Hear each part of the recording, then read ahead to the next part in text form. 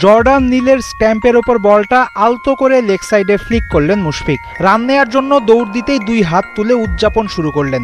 শততম টেস্টে শতক হাঁকানোর বিশেষ এই ঘটনার পর মুশফিক পেয়েছেন সতীর্থদের ভালোবাসা, কৃতজ্ঞতা প্রকাশ করেছেন সৃষ্টিকর্তার প্রতি। কিন্তু খুশির এই মুহূর্তের আগে হার্টবিট বাড়ার উপলক্ষ এসেছিল এদিন সকালে। ৯৯ রানে অপরাজিত থেকে দ্বিতীয় দিনের প্রথম বল ফেস করতে আসেন মুশফিক। দেখে শুনে ছেড়ে দেন হামফ্রিসের করা বলটা। একটা রানের আশায় যখন দর্শক মনে অপেক্ষা বাড়ছে, তখন মুশফিককেও খানিক নড়বড়ে মনে হয়েছে। ৯১তম ওভারের পঞ্চম বলটা লেগ বিফোরের আবেদন করে আয়ারল্যান্ড।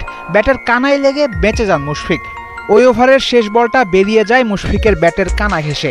অবশেষে ৮ বল লাগিয়ে ১ রান তোলেন মিস্টার ডিপেন্ডেবল। বিশ্বের ১১তম ব্যাটার হিসেবে শততম টেস্টে সেঞ্চুরি পেয়েছেন মুশফিকুর রহিম। এশিয়ার তৃতীয় ব্যাটার হিসেবে শততম টেস্টে সেঞ্চুরি পেলেন তিনি। বসেছেন জাভেদ মিয়াঁদাদ, ইনজামামুল হক, রিকি পন্টিং, ডেভিড ওয়ার্নার, জো রুটদের পাশে।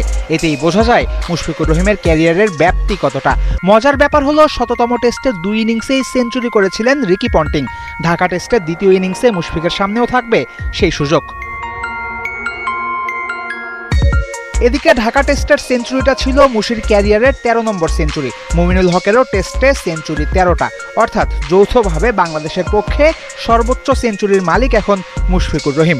চলতি টেস্টের দ্বিতীয় ইনিংসে মুশফিক আর মুমিনুল দুজনই পাবেন এককভাবে সর্বোচ্চ সেঞ্চুরির মালিক হওয়ার সুযোগ।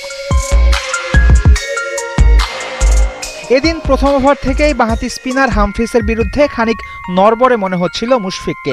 শেষ পর্যন্ত আউট হয়েছেন ওই স্পিনারের বলেই ১০৬ রান করে। শততম টেস্টে সেঞ্চুরি করা খেলোয়াড়দের ছোট্ট লিস্টে ঢুকে পড়েও মুশফিক আউট হয়ে আফসোসে পড়েছেন। আর এতেই এই ব্যাটারের ক্ষুধা প্রকাশ পেয়েছে। মুশফিকুর রহিমের এই ক্ষুধাটা অন্যদের ভেতর ছড়িয়ে গেলেই বাংলাদেশ টেস্ট ক্রিকেটে উত্তরোত্তর এগিয়ে যাবে।